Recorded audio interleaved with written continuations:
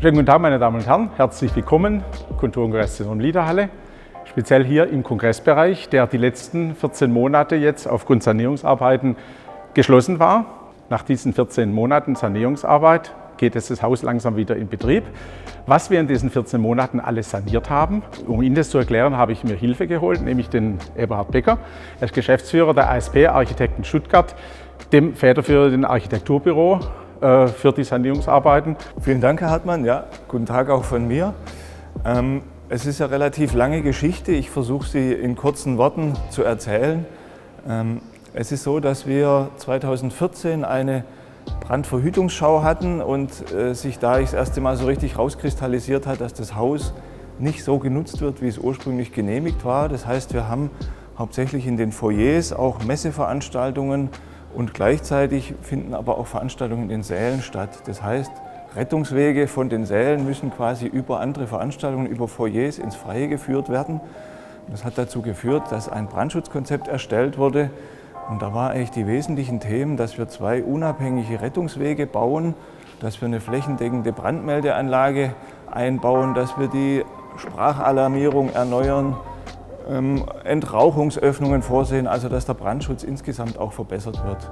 Ja, als sich dann herausgestellt hat, dass wir doch relativ umfassend hier, wie gesagt, die ganzen Decken öffnen müssen, haben wir natürlich miteinander die Chance ergriffen, auch Verbesserungsmaßnahmen oder sonstige Sanierungsmaßnahmen durchzuführen, wenn schon mal alle Leitungen frei liegen, Wasserleitungen, dass wir die auch gleich austauschen, dass wir die Beleuchtung, die alte, nicht wieder einbauen, sondern eine moderne LED-Beleuchtung einbauen, die natürlich auch energiesparend dann ist.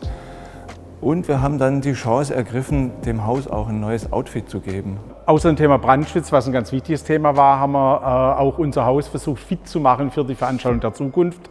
Und einen wichtigen Punkt sehen Sie hier direkt am Eingang, das ist unsere neue Videowand, ist speziell für Sie als Veranstalter wichtig, nämlich die Informationen drauf zu bringen für Ihre Besucher.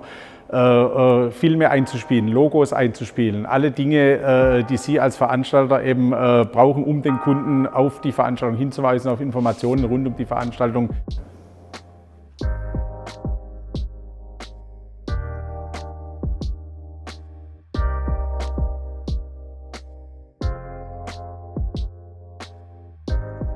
Ich weiß nicht, wer das Kongresszentrum von früher kennt.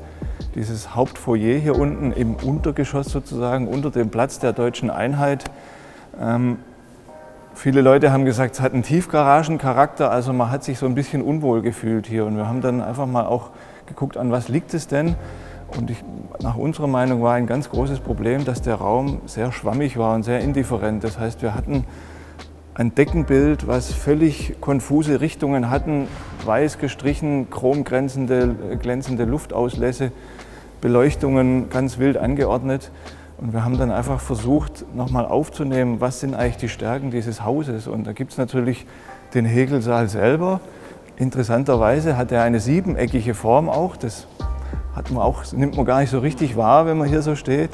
Und haben gesagt, wir wollen eigentlich dieses Foyer wieder auf den Saal beziehen. Und das sieht man auch im ganzen Haus, wenn wir nachher ein bisschen rumlaufen, dass quasi alle Deckeneinbauten sind jetzt strahlenförmig auf den Saal ausgerichtet.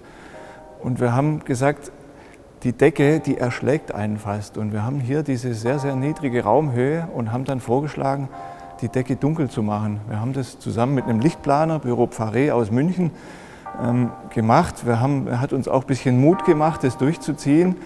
Weil normalerweise sagt natürlich jeder, dunkle Decke, das drückt und macht ja den Raum noch niedriger. Wir sind aber ganz fest der Meinung, dass genau das Gegenteil passiert. Die Decke nimmt sich jetzt ganz stark zurück. Wir haben die Raumkanten wieder betont, auch aufgehellt durch das Beleuchtungskonzept. Man hat also wieder einen Bezugspunkt, auch wo das Auge mal zur Ruhe kommt. Man ist nicht abgelenkt durch die wirre Decke.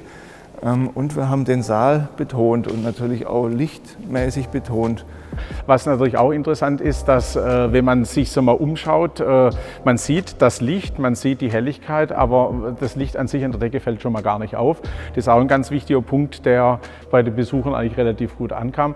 Es ist sehr freundlich. Es sind eben durch die Holzintarsien, die man da vorne an der Theke sieht oder auch hier Richtung Toilette, es ist ein ganz anderes Bild, viel freundlicher, viel heller. Und weil ich es vorher angesprochen habe, Das Thema der Nachhaltigkeit. Es sind sehr viele Lampen verbaut, das ist vollkommen richtig, aber eben alles im ganzen Haus ist alles LED-Beleuchtung. Das heißt, wir haben dadurch deutlich weniger Ausgaben, was Energiekosten angeht. Ja, und was Sie auch angesprochen haben, diese Holzwände, das ist natürlich auch ein Stück weit von uns so gedacht gewesen, dass man auch wieder Orientierungspunkte findet in diesem Foyer. Also ich finde, es war ein bisschen schwierig, jetzt sich zu orientieren.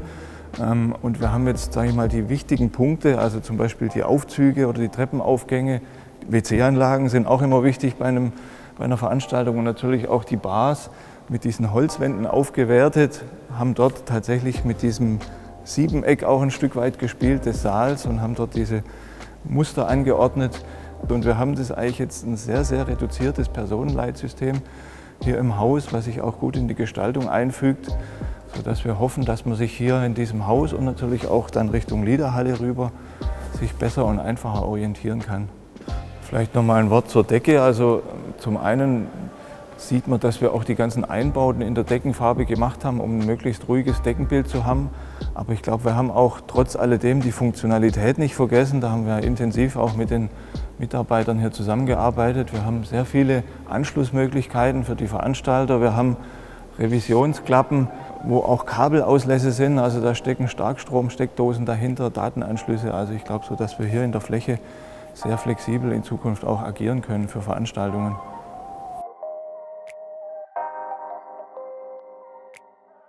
Also jetzt sind wir hier im Toilettenbereich, alles sehr edel und sehr farbig. Was wichtig ist, auch wieder ein Thema Nachhaltigkeit im Kongress- und Tagungsbereich. Die ganzen Armaturen sind entsprechend wasserschonend. Alles, was wir eingebaut haben, Lichter ohnehin, alles dient dem Gedanken der Nachhaltigkeit. Bei uns werden Toiletten, die entsprechenden Wassermengen sind festgelegt. Das war also auch hier nicht unbedingt komplett immer die ganze Wassermenge verbraucht.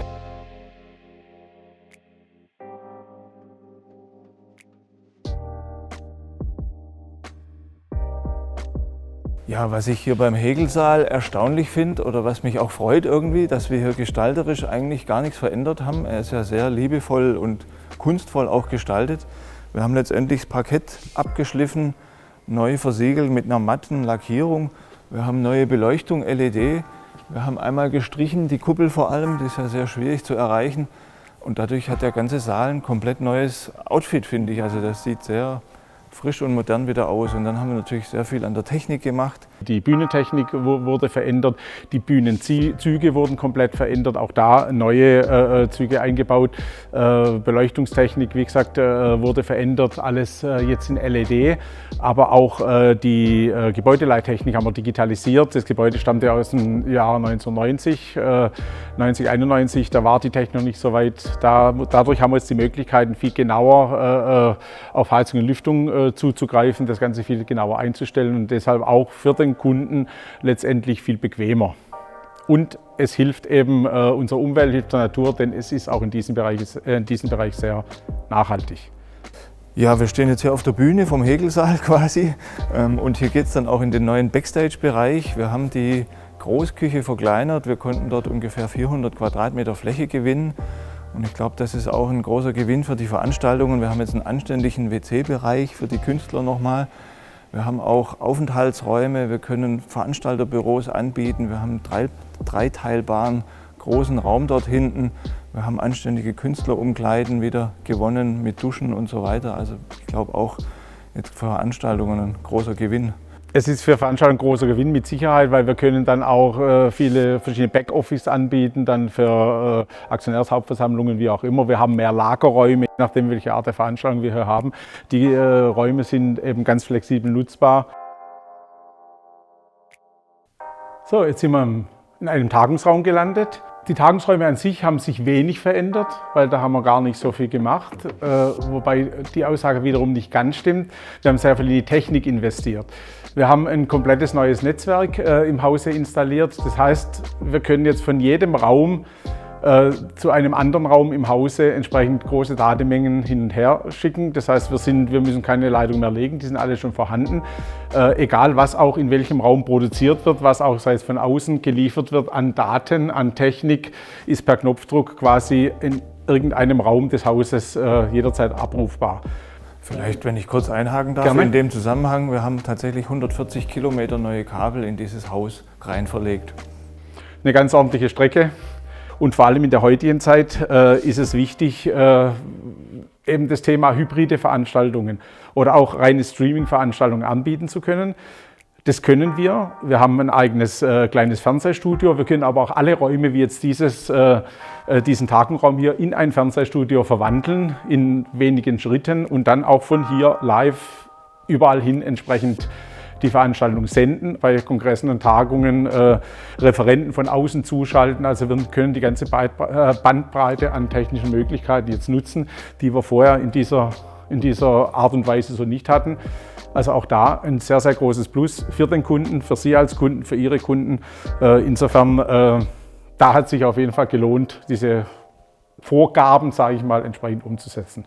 Ja, meine Damen und Herren, wir sind eigentlich soweit jetzt am Ende. Wir haben, glaube ich, alles Wesentliche erklärt, was wir hier in den vergangenen 14 Monaten alles getan haben. Ich glaube, Sie konnten sich einen Überblick verschaffen, dass wir die Zeit gebraucht haben, dass die Zeit auch gut genutzt wurde. Und wir freuen uns jetzt, Sie als Kunde bei uns begrüßen zu können. Wir sind auch gerne bereit, Ihnen persönlich, wenn Sie das gerne möchten, das Haus nochmal in einer Einzelführung zu zeigen. Aber wie gesagt, kommen Sie, freuen Sie sich auf die neuen Möglichkeiten, die Sie hier bei uns haben. Und vielen Dank, Herr Becker, für Ihre Unterstützung. Vielen Dank für die Arbeit, die Sie geleistet haben. Und jetzt herzlich willkommen im neuen Kultur- und Kongresszentrum Liederhalle.